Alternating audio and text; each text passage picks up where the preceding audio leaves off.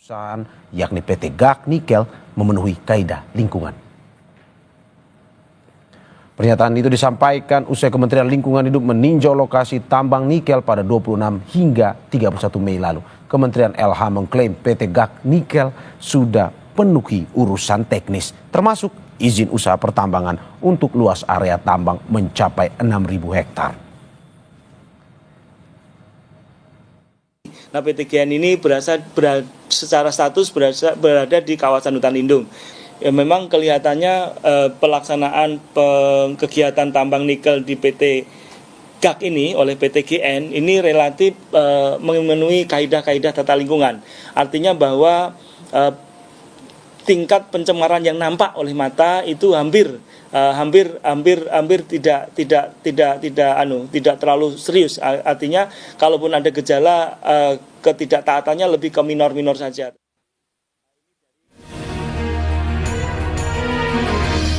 Aktivitas tambang nikel di kawasan Raja Ampat, Papua Barat Daya memicu kekhawatiran potensi pencemaran dan kerusakan ekosistem. Mengutip foto citra satelit yang diunggah dari laman Instagram Harian Kompas, berdasarkan foto citra satelit 29 November 2015, belum terlihat pembukaan lahan di Pulau GAC.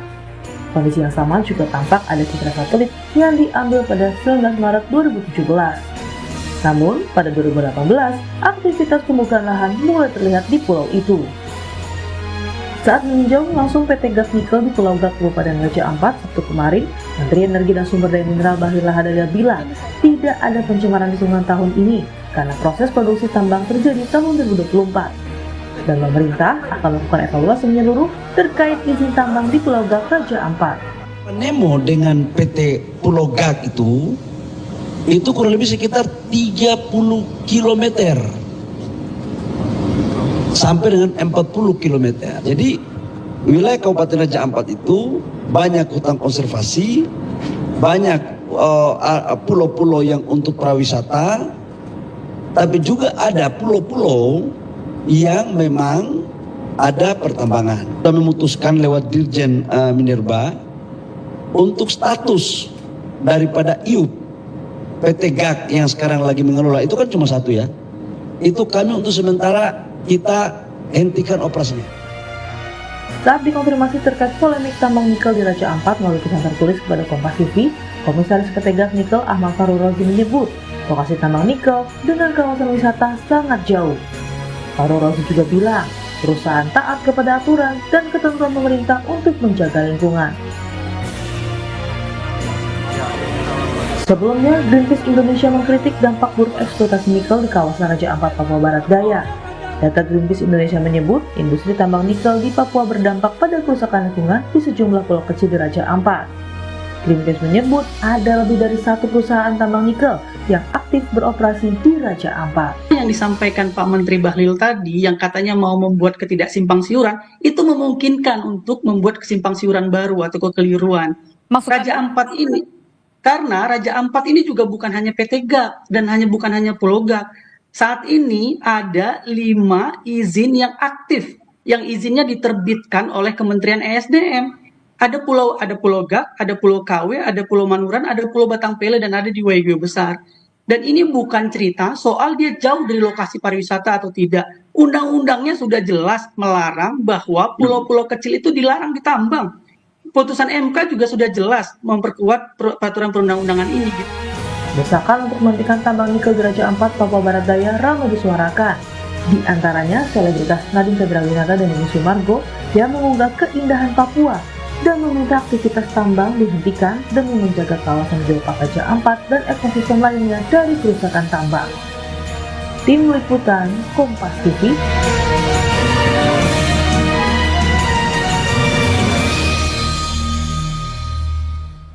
Saudara, polemik aktivitas tambang nikel di Pulau GAC Raja Ampat, Papua Barat Daya terus bergulir.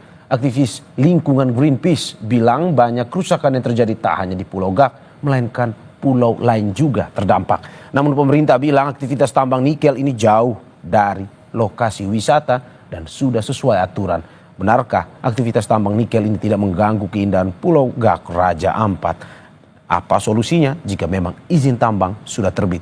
Kita bahas bersama sejumlah narasumber. Hadir di studio juru kampanye hutan Greenpeace Indonesia Iqbal Namanik. Selamat pagi Mas Iqbal. Selamat pagi Mas Mario. Terima kasih Mas sudah jauh-jauh datang ke studio. Sama-sama, terima kasih. Dan melalui sambungan daring anggota Komisi 12 fraksi PAN Totok Daryanto. Selamat pagi Mas Toto. Selamat pagi Bang Mario. Terima kasih Pak Toto sudah bergabung juga di Dialog Sapa Indonesia Pagi pada hari ini. Dan juga untuk diketahui kami juga sudah menghubungi perwakilan Kementerian Lingkungan Hidup dan lembaga terkait.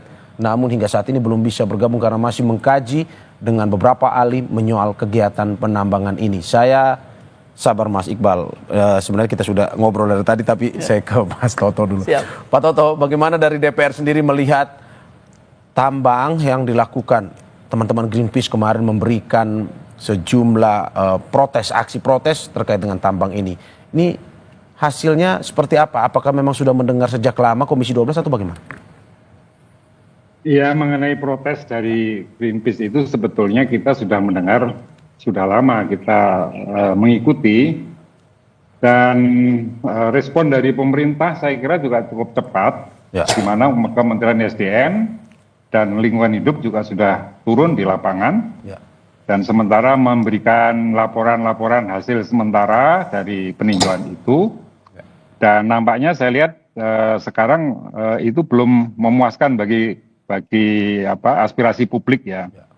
Jadi saran saya memang sebaiknya ada transparansi yang lebih terbuka ya, dan mungkin melibatkan pihak-pihak yang stakeholder yang memberi masukan untuk melihat secara bersama-sama dan mendiskusikan secara terbuka. Nah, Komisi 12 sebagai mitra dari Lingkungan Hidup dan juga SDM akan sangat terbuka ya. Kalau perlu kita memfasilitasi adanya dialog terbuka itu supaya persoalannya menjadi clear. Karena sebetulnya persoalan tambang ini kan bukan persoalan baru di eranya Pak Bahlil sekarang ini ya. Ini adalah sejak zaman Presiden Soeharto ini malahan ini. Jadi sudah lama sekali ini. Dan sekarang ini muncul suara-suara publik tentang kekhawatiran terjadinya kerusakan lingkungan. Dan mesti itu direspon dengan baik. Oke, saya kira Komisi 12 sendiri sudah pernah ke sana Pak setelah ada protes seperti ini?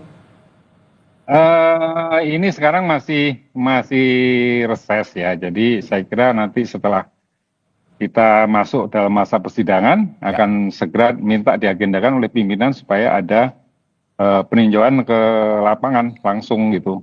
Oke. Gitu Pak Mario. Oke. Pak Toto, kalau dari Komisi 12 sendiri melihat ini, kita to the point saja, apakah memang dirasa ini merusak lingkungan di sekitar situ atau belum sebenarnya? Sebenarnya ada question mark besar ya yang perlu kita garis bawahi. Kita mau mengembangkan Raja Ampat ini sebagai apa? Ya. Kalau Raja Ampat mau dikembangkan sebagai daerah pusat wisata, saya kira memang eksploitasi harus dikurangi ya. Jadi pertambangan yang mungkin sudah beroperasi itu mesti diawasi dengan baik dan dibatasi kegiatannya supaya tidak menimbulkan kerusakan lingkungan karena sudah sedemikian lama dilakukan ya. Dan tujuan akhirnya apa? Tujuan akhirnya untuk pertumbuhan ekonomi sebetulnya dan juga untuk kesejahteraan masyarakat. Jadi wisata itu tidak kalah potensialnya dibanding dengan pertambangan. Jadi saya kira ini pilihan kebijakan yang mesti dipikirkan oleh pemerintah. Oke. Itu. Oke Pak Toto, saya ke Mas Iqbal. Mas Iqbal, Kompas headline Raja Ampat terindikasi tercemar. Ini pun yang juga dilakukan aksi oleh teman-teman dari Greenpeace. Apa sebenarnya yang mau disampaikan? Memang sangat-sangat tercemarkah pada akhirnya Raja Ampat ini akhirnya harus Greenpeace turun tahun ini untuk melihat bahwa tidak boleh sebenarnya atau gimana? Kompas sendiri kan sebenarnya sudah angkat sejak tahun 2021 ya Mas ya? Ya. Kompas sendiri sudah angkat lama, itu, sudah lama dan tidak ada gubris kan dari pemerintah gitu ya tindak lanjutnya. Sampai saat ini tidak ada gubris menurut Anda? Setelah aksi Greenpeace kan kemudian Pak Bahlil ke sana gitu. Nah, tapi pertanyaan mendasarnya dari kita semua adalah apakah kita mau nunggu Raja Ampat hancur dulu baru kita bertindak? Gitu ya. Apakah kita mau lihat dulu Raja Ampat ini hancur sehingga tidak lagi ada tempat wisata baru kita bilang wah Raja Ampat sudah hancur baru kita boleh menutup atau kemudian baru kita bilang bahwa perusahaan ini melanggar aturan. Secara aturan sebenarnya dengan terbitnya IUP aja ini sudah melanggar aturan. Pak Toto kan anggota DPR ya. Ini konstitusi yang sedang dilanggar. Undang-Undang nomor 1 tahun 2014. Lebih detail setelah undang-undang kan kita punya peraturan menteri namanya. Kan Pak Toto ya. Di peraturan menteri tahun 53 itu secara jelas ada untuk pulau-pulau kecil ini ada yang boleh, ada yang tidak boleh, dan ada yang boleh dengan syarat. Di pulau-pulau kecil dia 100 km persegi atau 10 hektar, 10.000 hektar, itu secara jelas bahwa pertambangan mineral dan batu bara tidak boleh ditambang. Dengan alasan apapun, karena tidak ada kata dibolehkan dengan syarat di situ, tapi tidak boleh. Ini kan tegas. Kenapa pemerintah sendiri, Pak Toto sendiri Komisi 12 ada undang-undang, tapi tidak menggunakan undang-undang yang ada. Tapi kan sebenarnya kalau dari Kementerian Lingkungan Hidup kemarin bilang bahwa undang-undang yang berlaku itu terkait dengan pertambang ini adalah undang-undang kehutanan. Kalau saya tidak salah, bahwa boleh tambang sebenarnya, tetapi memang ada aturannya. Berbeda undang-undang dengan yang disampaikan oleh pihak Greenpeace bahwa ini undang-undang pesisir ya. Yang memang melarang, apalagi luas Pulau Gak yang memang tidak sampai 1.000 ya, 10.000 hektar, sehingga dilarang betul-betul untuk ini. Bagaimana ada perbedaan undang-undang nih? Lagi-lagi, tapi saya mau menekankan satu hal bahwa ini bukan soal Pulau Gak saja ya, tapi ini soal Raja Ampat. Inilah yang menunjukkan bahwa tidak ada orkestrasi kepemimpinan di pemerintahan Pak Prabowo. Karena ESDM-nya nerbitin, KKP-nya tidak boleh, LH-nya harus lihat dari sisi lingkungan, lalu kemudian kehutanan untuk lihat apakah itu kawasan hutan atau tidak. Ini kan udah jelas kawasan lindung. Kalau kemudian sudah jelas kawasan lindung, Kementerian Kehutanan punya hak untuk menerbitkan apakah penggunaan pemanfaatan kawasan hutannya, persetujuan penggunaan kawasan hutannya boleh diberikan atau tidak. Nah, kehutanan memberikan. Jadi sebenarnya dalam semua kontestasi ini atau konteks Raja Ampat ini, Kementerian ESDM punya peran, Kementerian Kehutanan punya peran, Kementerian Lingkungan Hidup punya peran. Safeguardnya siapa? Safeguardnya harusnya lingkungan hidup gitu. Tapi lingkungan hidupnya bilang minor saja gitu ya. Ini yang harusnya Pak Menteri lihat bahwa mau sebesar apa dulu kerusakan baru bertindak gitu. Kan lebih baik mencegah daripada mengobati. Kan gitu kan.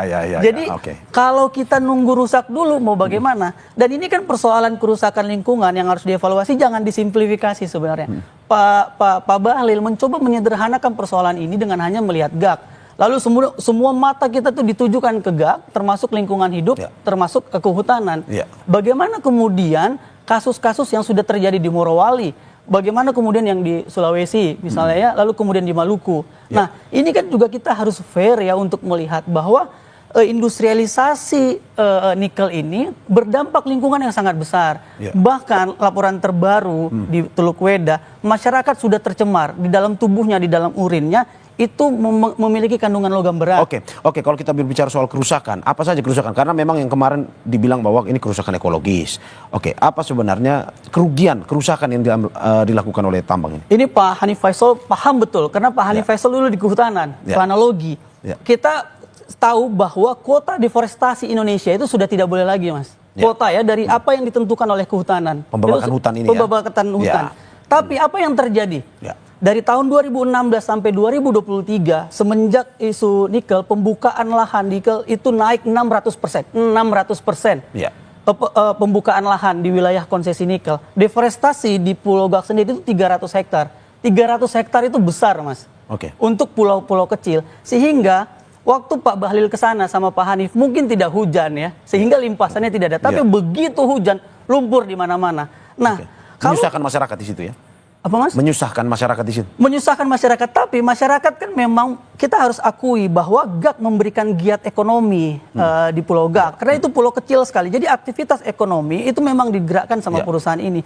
Tapi kita kan tidak mau ini hanya bertahan 10 tahun atau 20 tahun. GAK dan Raja Ampat ini harus bertahan panjang gitu ya. Nikel ini ada ujungnya, Mas. ESDM sendiri bilang bahwa nikel ini itu akan berakhir di 2050. Artinya kalau ada anak yang lahir hari ini di Pulau Gak, 25 tahun, waktu dia umur 25 tahun, dia tidak akan merasakan keindahan Pulau Gak, dia tidak akan merasakan keindahan Raja Ampat, dan dia tidak akan merasakan kenikmatan ekonomi dari Pulau Gak. Anda mau bilang bahwa kalau 25 tahun lagi ini diteruskan, kita sudah mungkin tidak melihat lagi ada wisata di Raja Ampat termasuk di Pulau Gak itu? Betul, yang Anda wariskan dosa. Oke, saya ke Pak Toto. Pak Toto, bagaimana Anda melihat ada perbedaan aturan sebenarnya yang dikatakan oleh Mas Iqbal tadi? Greenpeace melihat bahwa Pulau Gak sebagai pulau kecil tidak boleh sebenarnya diambil dari aturan undang-undang pesisir. Tapi sedangkan KLH kemarin melalui konferensi pers yang dilakukan bahwa ini sebenarnya boleh kalau diambil dari undang-undang kehutanan. Aturannya berbeda. Menurut Anda seperti apa? Ya, ya sebenarnya khusus untuk ini ya, untuk Raja Ampat ya. Jadi saya ingin melihat spesifik ini di Raja Ampat ya. Tadi sudah saya sampaikan dan teman dari Greenpeace ini juga membenarkan kan bahwa sebetulnya kita mau mengembangkan Raja Ampat itu sebagai apa gitu. Ya. Jadi sebagai sebuah kawasan ekonomi itu dikembangkan itu sebagai apa? Kalau sebagai wisata tentu beda kebijakannya dengan sekarang ini. Jadi menurut saya perlu ada garis kebijakan yang jelas mengenai pengelolaan ekonomi untuk pengembangan Raja Ampat itu. Nah, saya cenderung bahwa ini sebaiknya dijadikan kawasan wisata karena kekayaan alam yang diakui dunia, dan karena itu ya fokusnya pada pengembangan yang kontekstual dengan wisata. Jadi pertambangan memang tidak cocok saya kira untuk daerah wisata. Nah, itu pandangan saya secara pribadi ya, itu. Kemudian mengenai peraturan-peraturan yang tadi bertentangan, ya memang itu bisa saja terjadi karena kalau ditinjau dari pulau-pulau kecil itu memang mestinya tidak bisa ada izin pertambangan di situ, ada undang-undang yang sudah mengaturnya. Tapi pemerintah kan juga punya diskresi ya, dia punya pilihan-pilihan yang mana itu masih dimungkinkan gitu. Maka ada pengecualian. Oke, Pak Toto, ini sebenarnya dari Komisi 12 perlibatan Raja Ampat bukan di situ sebetulnya. Menurut saya itu pimpinan tentang kebijakan. Kita mau mengembangkan sebagai. Oke Pak, kalau kita berbicara ini dari Komisi 12 sebenarnya ingin agar tambang nikel ini diberhentikan karena tadi lebih baik wisata atau sebenarnya boleh sebenarnya, tapi memang dengan aturan-aturan ataupun dengan rehabilitasi yang dilakukan lebih baik misalkan. Ya kalau kita ingin mengembangkan Raja Ampat sebagai wisata ya sebaiknya dibatasi pertambangan, artinya yang sudah ada itu tidak diperluas lagi. Nah, dibatasi ini berarti tidak boleh Pak ya? Seperti itu. Dibatasi berarti tidak boleh sebenarnya atau bagaimana? Menurut saya harus dikaji dulu, harus dikaji dengan serius ya. Apakah sekarang ini dampaknya ke wisata itu akan sangat destruktif ya? Ya. Tapi kembali lagi sebetulnya persoalannya itu Mas, persoalannya itu kita mau kembangkan sebagai apa daerah Raja Ampat itu? Kalau wisata ya sudah pertambangannya itu untuk sementara. Karena ini sudah ada, tentu perlu ada kebijakan-kebijakan khusus bagaimana mengurangi mengurangi aktivitas pertambangan di situ, dan akhirnya nanti pasti juga perlu ditutup itu pertambangan yang ada di daerah Raja Ampat itu. Oke. Itu menurut saya. Saya ke Mas Iqbal. Saya sebenarnya bisa menangkap maksudnya Pak Toto dalam arti begini. Kalau kita melihat bahwa ini sangat merusak lingkungan. Di salah satu sisi pertambangan perlu khususnya di Raja Ampat yang memang destinasi wisata menjadi yang utama, perlu dikembangkan sebenarnya wisatanya ini. Tetapi kita juga tidak boleh lupa bahwa ini adalah program pemerintah, bahwa hilirisasi nikel ini juga perlu dijalankan. Dari Greenpeace sendiri melihat bahwa wisata ada program pemerintah juga hilirisasi nikel. Bagaimana melihat? Lingkungan tuh selalu memang. Mas Aryo, Bung Aryo.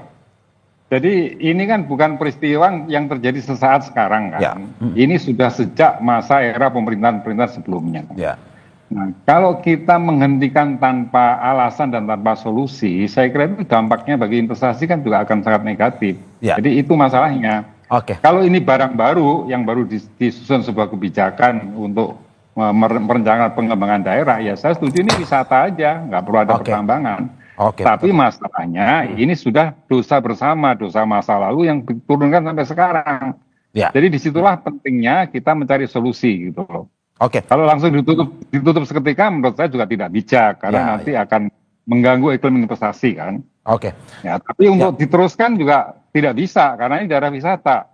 Nah, itulah yang perlu dicari solusinya sebaik-baiknya. Ya, dari Mas Iqbal sendiri? Iya, harusnya kita sudah mulai berhenti ya untuk membenturkan antara pembangunan dan lingkungan. Karena ada banyak solusi kayak tadi pariwisata, salah satunya karena ada potensi pariwisata. Jadi ada fokus untuk melihat bahwa apa yang harusnya dilakukan oleh pemerintah. Tapi sering sekali ketika pemerintah misal mari kita kaji dulu. Kalau wisata ya infrastruktur wisatanya dikembangkan menurut saya. Oke, Pak. Betul. Pak Toto ditahan sebentar. Ya. Saya kasih kesempatan buat Mas Iqbal. Yang menjadi ketakutan kita karena kita kan trust issue nih ya sama pemerintah gitu ya, dan kita memang kritik pemerintah gitu. Jadi ketika dilakukan kajiannya mau bagaimana ini? Mau kajian untuk pro terhadap lingkungan atau undang-undang KKP-nya nanti yang diubah gitu ya? Jadi undang-undang perlindungannya yang mau diubah. Jadi kita memang harus fokus mana yang mau kita lindungi gitu. Jauh daripada itu, yang perlu kita pahami bahwa industri ekstraktif ini itu ada batas waktunya. Ada ide-ide yang lebih kreatif harusnya. Industri-industri kreatif yang harus dikembangkan pemerintah ketimbang bertahan terus di industri ekstraktif. Jadi kita memang benar-benar tahu dari posisi ini, dari penjelasan Pak Toto kita tahu bahwa fokus atau watak ekonomi dari pemerintahan Prabowo ini adalah industri ekstraktif. Karena apa? Karena setiap ada resources, ada sumber dayanya, jadikan dulu wilayah usaha pertambangan. Begitu ya. Ketika dia jadi wilayah usaha pertambangan, dia memungkinkan untuk mendapatkan izin. Setelah itu kita lihat apakah Kementerian Kehutanan memperbolehkan, apakah Menteri Lingkungan Hidup memperbolehkan. Aturannya begitu ini Mas sekarang, value chain dari industrialisasi nikel ini. Jadi izin induknya, saya bilangnya izin induk ya, permitnya ini adalah izin usaha pertambangan. Setelah perusahaan mendapatkan izin usaha pertambangan, lalu kemudian kehutanan, mereka mengajukan izin kehutanan, mereka mengajukan izin ke lingkungan dan izin-izin lainnya gitu. Jadi wataknya adalah ekstraktif terlebih dahulu, baru tourism berikutnya gitu. Jadi kita nggak punya imajinasi tentang bahwa Indonesia ini bisa maju tanpa industri ekstraktif. Oke, gitu. tapi kan dari tadi Pak Toto mengatakan bahwa ini sebenarnya dosa masa lalu. Dalam arti bahwa kemarin ada langkah dari Menteri SDM mengatakan bahwa ini diberhentikan sementara dulu. Betul. Untuk melihat dikaji dulu dan segala macam. Nah, karena kalau misalkan mungkin terlalu kaget akan juga berdampak juga kalau misalkan diberhentikan. Nah, menurut Anda bagaimana? Maka ketika kita tahu ini dosa masa lalu, bertobatlah. Gitu kan? Kalau udah berdosa maka bertobat. Jangan lakukan dosa dua kali gitu kan Bang. Jadi kalau kita udah tahu ini dosa maka kita bertobat. Yang kita lakukan adalah bagaimana kemudian investasi PMA, ini kan BUMN ya, investasi BUMN ini berpikir mana yang lebih penting gitu ya. Ini kan BUMN gitu ya. BUMN bisa bilang, nah tapi Mas lagi-lagi saya nggak mau kita geser hanya Pulau Gak saja. Ada 5 izin yang saat ini aktif di Raja Ampat. 5 izin ini aktif sekarang itu berdasarkan Kementerian SDM. Nah bagaimana? Ini kita sekarang bicara soal GAK, bicara soal investasi. Ini izin-izin, 4 izin-izin lainnya itu adalah izin yang terbit dari tahun 2013 sebagian besar, lalu kemudian mereka habis tahun 2033. Dan mereka tadinya ya, Greenpeace menemukan tadinya sekitar tahun 2022 itu hanya 2 izin yang aktif di Raja Ampat. Tapi sekarang ada 5 Pak. Jadi ada izin-izin baru yang direaktivasi kembali gitu. Jadi jangan bilang karena ini dosa masa lalu di Pulau Gak, sehingga mata kita ke Pulau Gak, kemudian kita teralihkan bahwa ada 4 izin yang mungkin terbit. Satu lagi Bang, ada PT di UIGO besar yang baru saja reaktivasi kembali atau aktif itu tahun ini, sekitar Februari, Maret, April 2025. Gitu ya. Dan kita punya bukti untuk itu. Greenpeace akan keluarkan tanggal 12. Tanggal 12 ini ya. Oke, Pak Toto, bagaimana melihat bahwa dari Greenpeace punya riset melihat pemerintahan saat ini eksplorasi dulu baru urusan lingkungan, berpikirnya seperti itu sekarang, padahal harusnya dibalik. Nah, menurut Anda seperti apa? Ya, kita melihat Indonesia ini kan nggak bisa hanya sepotong itu dari satu sisi saja kan. Ya, apapun dikatakan, kenyataannya negara kita ini kaya sumber daya alam, jadi harus dikelola, harus dieksplorasi dan harus dieksploitasi supaya itu ada manfaat untuk masyarakat kita. Jadi itu nggak boleh diabaikan. Jadi kita nggak bisa mengatakan pemerintah ini punya karakter sangat ekstraktif misalnya gitu. Ya memang harus ekstraktif, gimana tidak? Kita punya tambang kok. Kan daerah lain tidak punya tambang. Masalahnya bagaimana tambang itu dikelola dengan baik. Itu. Nah, jadi Tapi kembali ke Raja Ampat itu sebaiknya dikembangkan infrastruktur pariwisatanya yang lebih dikembangkan, bukan pada aspek pertambangannya. Pertambangannya itu dicoba diatasi dengan cara pendekatan yang baik dari pemerintah, karena ya kalau dikatakan itu bertobat, ya bertobat itu kan dalam arti harus diterjemahkan di dalam prosedur dan lain-lain. Jadi nggak bisa seketika stop gitu lah, itu nggak bisa dong. Ini bukan pertobatan ini pertobatan yang langsung berhenti gitu, nggak mungkin kan. Kan ini sudah sesuatu yang sedang berproses gitu. Dan pertanyaannya kita percaya bagaimana saja, itu nanti komisi akan mengawasi dengan baik. Dan pertanyaannya bagaimana ke depan bahwa boleh eksplorasi ini, tetapi yang pada akhirnya tidak merusak lingkungan atau ada rehabilitasi yang mendukung pada akhirnya lingkungan ini tidak seperti yang terjadi saat ini, seperti yang dikatakan oleh Greenpeace. Ya, sebelum dijawab Pak, kita saksikan jeda berikut. Ya.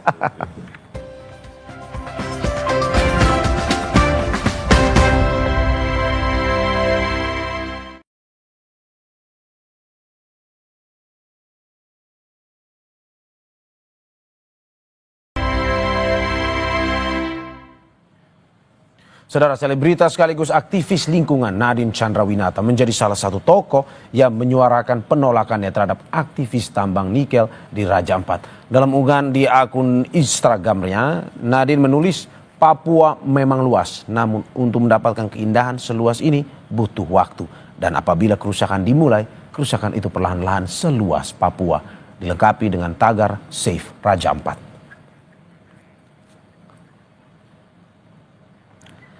Selain Nadine Chandrawinata, mantan pebasket sekaligus selebritas Denny Sumargo juga mengunggah foto saat ia berada di Raja Ampat. Dalam unggahannya ia menulis, jiwa saya pernah tinggal di sana, makan di sana dan menangis di sana. Raja Ampat, Papua, salah satu tempat saya dibentuk menjadi seperti sekarang. Tanah Papua bukan tanah eksploitasi, tapi tanah kehidupan.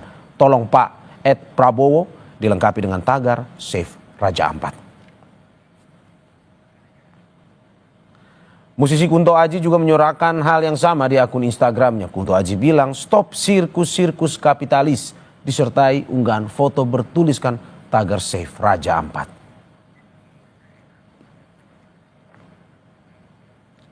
Kita lanjutkan dialog kita bersama Mas Iqbal dari Greenpeace dan juga Pak Toto dari DPR RI.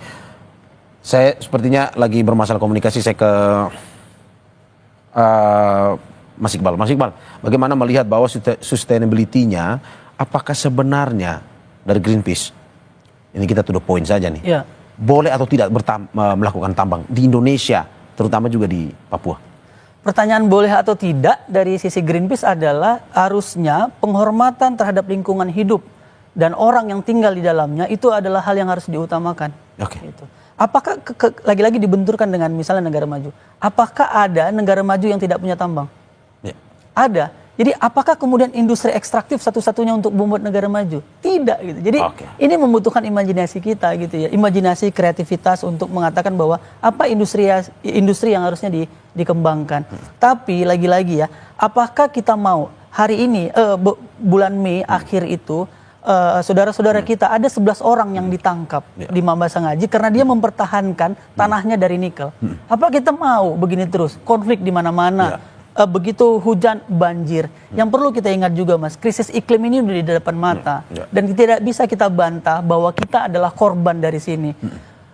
Negara-negara Pasifik sudah berjuang karena mereka pulau-pulau kecil. Harusnya kita punya empati sebagai negara yang memiliki pulau-pulau kecil di wilayah timur Indonesia terhadap orang-orang yang di wilayah Pasifik.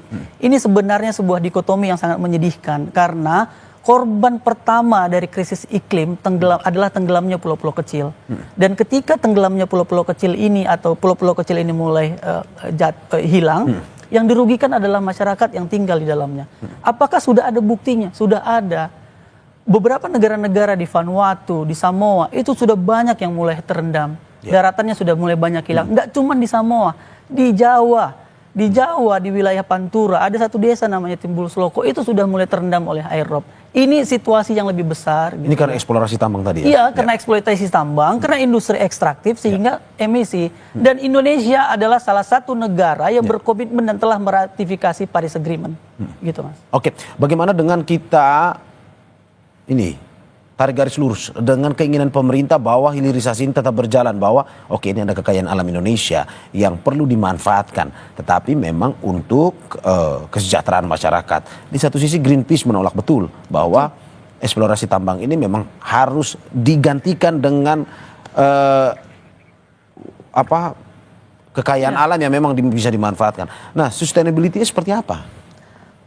Konstitusi kita pasal 33 sudah jelas bilang bahwa kebermanfaatan untuk semua warga negara toh. Jadi kalau seandainya itu tidak bermanfaat, ada orang yang dirugikan, apa kita mau begitu terus?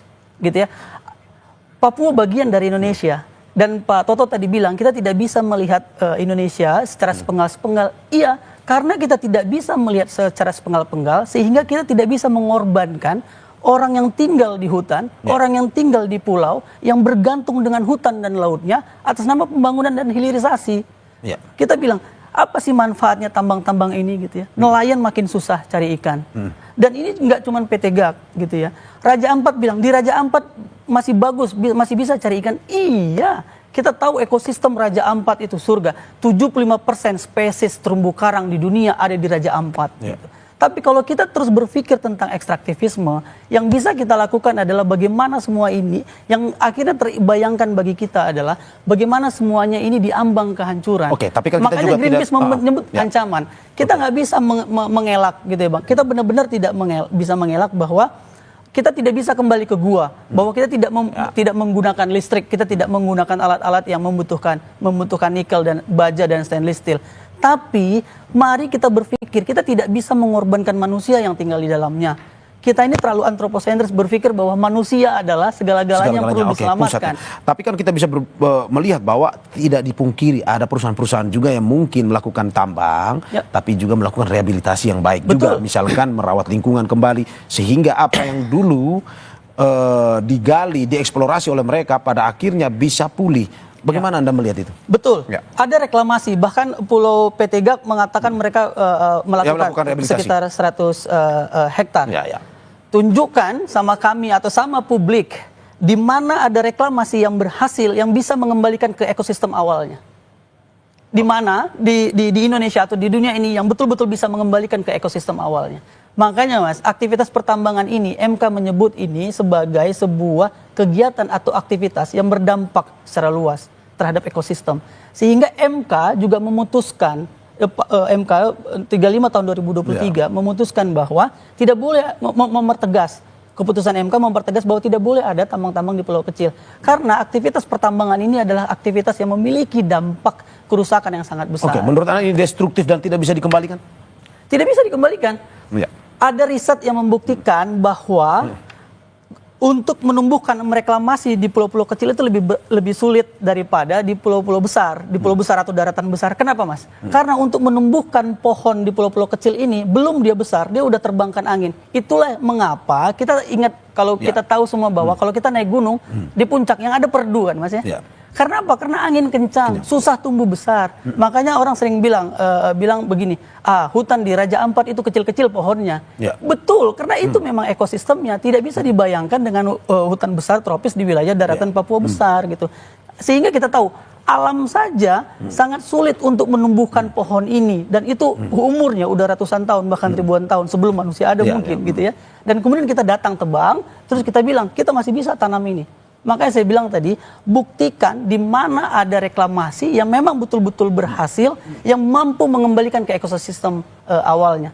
Ini ibaratnya harimaunya sudah pergi, sudah tidak ada, kita ingin hidupkan kembali harimaunya. Jadi sesuatu yang tidak mungkin. Sehingga bukan berarti begini Mas, angkat kaki semua perusahaan-perusahaan tambang ini. Tidak begitu, tapi kita harus berpikir adalah bagaimana kemudian masyarakat tidak tercerabut dari akarnya, alam tidak rusak begitu, dan kita tetap berpikir tentang ekosistem ini penting untuk keberlanjutan umat manusia dan keberlanjutan bumi ini, agar kemudian dia layak untuk kita tinggalin. Gitu. Jadi kita punya hak yang setara kan dengan ini. Lantas bagaimana dengan dari Greenpeace, bagaimana melihat bahwa ini sudah terjadi lama? Ada masyarakat yang mungkin saja juga sudah menggantungkan hidup dari situ juga misalkan. Betul. Bagaimana pada akhirnya tambang ini dijadikan sebuah lahan yang memang tidak merusak tetapi juga mensejahterakan? Kalau dalam konteks Raja Ampat nggak mungkin, karena ini pulau-pulau kecil. Anda sudah tidak melihat, Tidak mungkin. melihat. Ini pulau-pulau kecil, Oke. tidak mungkin untuk dilakukan reklamasi. Tapi bagaimana kemudian kita tahu bahwa ada yang menjadi pekerja di tambang, kita tahu ada tenaga kerja, ada masyarakat yang bergantung pada giat ekonomi itu. Ya. Dan ini sesuatu yang tidak bisa kita pungkiri gitu ya. Sehingga harus ada pengakuan. Yang pertama gini Bang, jangan kita Pak Bahlil misalnya datang ke Raja Ampat, terus undang Pulau Gak gitu ya, terus bilang ada tidak itu hoax, itu hoax. Mari akui bahwa ada kesalahan kebijakan di situ, ada policy failure terhadap izin usaha pertambangan yang sudah diterbitkan, akui. Dan sekarang lakukan transparansi apa yang ingin dilakukan pemerintah. Jangan dibantah dengan ini hoax, ini apa? Ada yang bilang juga ini upaya asing untuk memecah belah dan mengadu domba. Tidak begitu gitu ya. Mengaku dan bertobatlah. Tapi kalau dari menurut Anda, ini pertemuan Greenpeace, ada unsur politiknya atau tidak sebenarnya ini? Izin diterbitkan kan itu keputusan politik. Karena yang menerbitkan menteri itu tokoh politik, bukan begitu Pak Tito. Ini sederhana tetapi ya cukup ini memberikan fakta. Pak Toto, bagaimana Anda melihat bahwa ini obrolan ini terkait dengan pertambangan seperti yang dikatakan tidak hanya di Raja Ampat tapi juga di seluruh Indonesia, termasuk data BPS Maluku Utara tambang nikel terbesar tetapi tidak sejalan dengan tingkat kesejahteraannya. Menurut Anda, apakah perlu kita melihat kembali terkait dengan pertambangan ini atau sebenarnya Indonesia sudah perlu harusnya ambil langkah baru menggantikan dengan kekayaan Indonesia alam yang lain yang justru bisa mensejahterakan masyarakat? Menurut saya ya setiap kebijakan itu memang ada periode-periode tertentu yang harus dievaluasi kembali. Jadi sekarang ini saatnya kalau kita mau mengevaluasi kembali, kita duduk bareng-bareng, kita kaji. Jadi kita rumuskan bersama masalah the best practice pertambangan itu seperti apa misalnya gitu. Jadi sekarang problem pertambangan banyak sebetulnya. Tidak hanya yang tadi disampaikan masalah lingkungan itu ya. Sekarang masyarakat juga merasa banyak yang terganggu karena jalan-jalan masyarakat, jalan umum yang juga dilewati pertambangan. Kemudian juga para pemilik lahan yang juga merasakan dia seperti dikorbankan di dalam di dalam eksploitasi pertambangan itu karena mereka yang punya hak milik itu juga udah masuk dalam IUP itu dia tidak bisa melakukan apa-apa kecuali harus diserahkan kepada pemegang IUP gitu. Nah hal-hal seperti itu saya kira perlu ditata kembali secara menyeluruh gitu loh. Jadi misalnya ya supaya terjadi hubungan yang adil antara masyarakat di wilayah pertambangan, kemudian pemerintah daerah, ya masyarakat umum yang ikut yang hidup di daerah situ, itu perlu ditata kembali. Jadi saya misalnya melihat ya pertambangan pengelolaan kekayaan alam di masa lalu di masa kolonial aja, itu mereka tidak dicampur aduk antara jalan umum dengan jalan industri atau jalan pertambangan. Nah kita ini perlu ada regulasi baru bahwa semua wilayah pertambangan itu mesti membuat infrastruktur sendiri. Dan dari situ sebetulnya bisa di-create itu menjadi bagian dari proses distribusi ekonomi yang adil dengan daerah. Misalnya daerah punya kewenangan membangun jalan-jalan pertambangan. Nah dari mana investasinya ya saya kira itu bisa didukung oleh APBD, APBN maupun oleh proses perbankan, oleh pembiayaan investasi biasa gitu loh. Nah di situ nanti ada tol fee-nya sehingga itu semua ikut menikmati dan masyarakat tidak terganggu. Jadi banyak PR yang kita kerjakan, tapi kita sudah punya pengalaman panjang dalam mengelola pertambangan. Contohnya itu seperti PT Vale. PT Vale itu menurut saya sangat bagus bagaimana dia mengelola pertambangan dan pasca tambang penanganannya juga dengan baik ya. Nah, kita mestinya bisa membuat seluruh pertambangan kita dikelola dengan cara-cara serupa itu gitu loh. Nah, jadi ya saya kira perlu memang kita evaluasi kembali, kita kaji bersama, tapi saya tidak setuju kalau dikatakan bahwa kekayaan alam ini mau dibiarkan aja gitu ya. Menurut saya itu kita tidak mensyukuri karunia karunia Tuhan itu namanya. Jadi, Oke, Pak. Oke. jadi saya pertobatannya bukan dengan itu diabaikan sama sekali ya, Ya, tapi mari kita kelola dengan baik. Oke. Ya, duduk bareng dan kita diskusi bareng-bareng bersama. Mas Kita Iqbal, cari solusi yang terbaik bagaimana Ya. pertambangan yang sekarang ini bisa menciptakan pertumbuhan ekonomi dan keadilan bagi masyarakat kita. Oke, Mas Iqbal, terakhir closing statementnya singkat saja terkait dengan Greenpeace tetap dalam posisi sikap menolak tambang. Tapi pada akhirnya bagaimana betul kata Pak Toto dari kekayaan alam negara ini, bagaimana harusnya tambang ini dijadikan sebuah contoh usaha yang memang sebenarnya mensejahterakan masyarakat, perputaran ekonomi terjadi di situ, tetapi ingat tidak boleh ada mengganggu lingkungan itu. Singkat saja. Inilah yang membuktikan bahwa isi kepala kita Indonesia ini kaya atas sumber daya alam, sehingga kita dimanjakan, tidak punya ide-ide dan imajinasi yang kreatif, bahwa ada negara yang maju tanpa industri ekstraktif gitu ya. Ketika kita dibuka gitu, yang sering sekali tidak dihitung dalam hitung-hitungan ekonomi adalah dampak turunannya, biaya kesehatan. Kita tahu bahwa biaya kesehatan yang dikeluarkan oleh orang Indonesia saat ini itu jauh lebih besar. Itu juga Kompas yang nulis ya Mas. 2-3 kali lipat. Kompas menyatakan di pemberitaan Kompas bahwa biaya kesehatan orang sekarang ini karena krisis iklim ini lebih besar. Itu tidak dihitung, seakan-akan bahwa pembangunan ini adalah industri ekstraktif ini. Kita harus berpikir lebih jernih. Makanya kan ada banyak ahli ya di pemerintahan Prabowo. Pemerintahan Prabowo ini tidak boleh miskin imajinasi gitu ya. Bahwa dimanjakan dengan Indonesia kaya raya dengan industri ekstraktifnya. Oke, Pak Toto, memang Greenpeace tidak bisa digoyah. Tambang memang harus dilarang. Terima kasih Pak Toto Daryanto, anggota Komisi 12 fraksi PAN, dan juga terima kasih juru kampanye hutan Greenpeace Indonesia Iqbal Namanik. Terima kasih Bapak-bapak atas apa yang disampaikan, semoga bisa memberikan masukan dan juga ini terkait dengan persoalan tambang di Indonesia, semoga bisa ketemulah jalan tengahnya. Terima kasih Bapak-bapak sekali lagi. Terima kasih Pak Toto, terima kasih Mas Mario. Ya, terima kasih. Saudara, jangan kemana-mana, Sapa Indonesia Pagi akan segera kembali dengan informasi lainnya. Salah satunya lebih dari 1,6 juta jemaah haji dari berbagai negara memadati komplek Jamara di Mina, Arab Saudi untuk lempar jumroh. Informasinya sesaat lagi.